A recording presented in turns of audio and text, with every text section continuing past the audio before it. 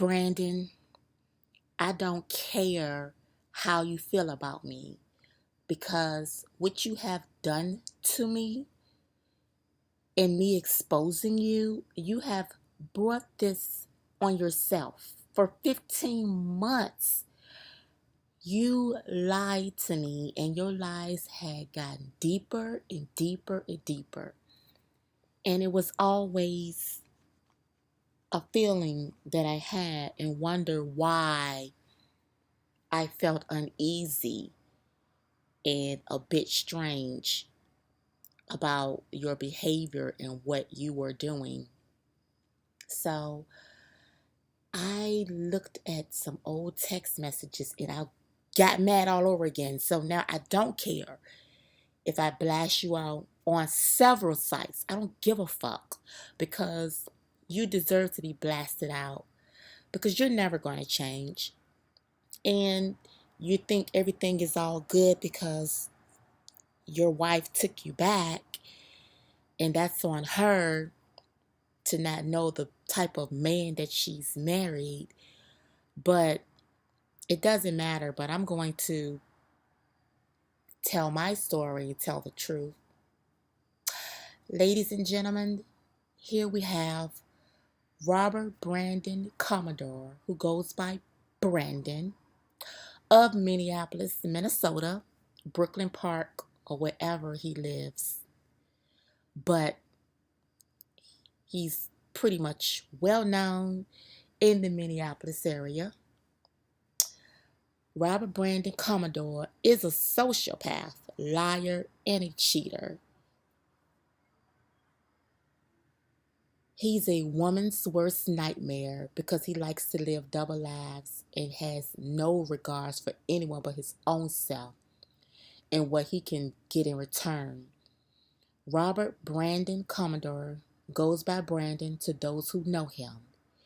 He's considered a little local celebrity in the town of Minneapolis, Minnesota because of his musical background and roots. He's very well known among the city slickers because of his musician and producer capabilities. Too bad he seems like a very nice person to others in business. However, his personal life, Brandon has a dark side like no other. What Brandon does in his personal life is made for Lifetime Movie Network.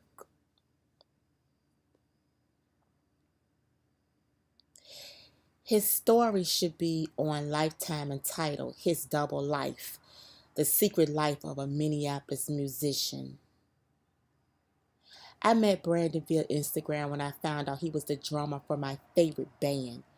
My intentions were to only follow him on social media because he was a part of something that I love musically so dearly.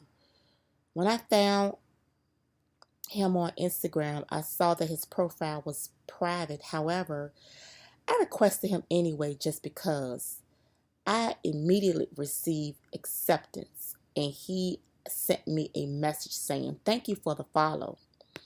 I told him no problem and informed him I was crazy about the band and I didn't know they were in town performing that week. He asked was I coming to the show. I told him I was, however the tickets were sold out.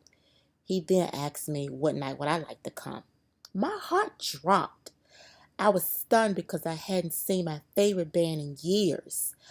I told him I would love to come the next night and he said he would put me on the guest list. I felt a bit awkward after he said that because I didn't know whether to believe him or not. Anyway, I gave him my full name and number just in case of anything. He replied with his number and told me I could text him at any time with my beautiful self. I was taken aback because I really didn't know how to respond to that. I was at a point of I was at a point in my life within myself. I had just moved back a few months ago to the area I was at for work, and I had experienced two rough relationships in my hometown.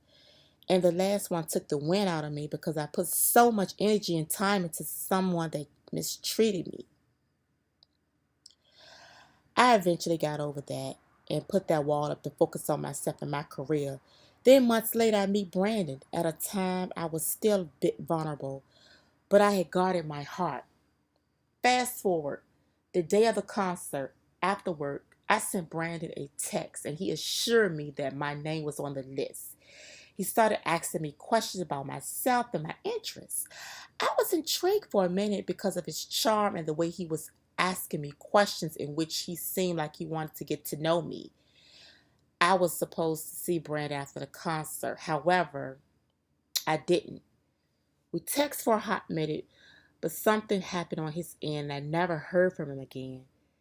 I wish like hell I never reached back out to this guy, but 3 months later I was furious at the way our text conversation ended with dead air. I was thinking about what happened and I reached out to him in a nonchalant way. He had apologized and said he had a family emergency and I accepted his apology and we began talking where we were left off. Again, he went into detail asking about my interests. He was asking me things no one ever really asked me, like my favorite color. It seemed like he was trying to get to know me, but looking back at something, this was a part of his manipulation. He was trying to charm his way into my life, and it worked. We text frequently each day, and after his concert, we would FaceTime and talk. I asked him early on, was he involved with anyone? And his response was he wasn't. He had an ex he still cared about. But I gave him a rundown like I do with every other guy.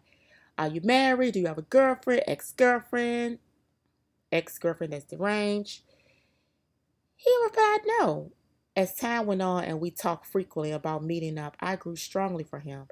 I thought he was something real. Me being me, I wanted to know more about this guy, so I Googled him, and that's when I discovered he had his own band in which he was the drummer for too and managed them.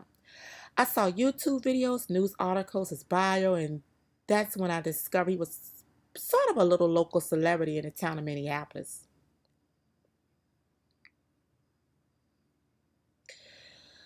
I saw articles of him teaching elementary school children the Congo drums with his picture. Again, I was intrigued with this man and his musical capabilities.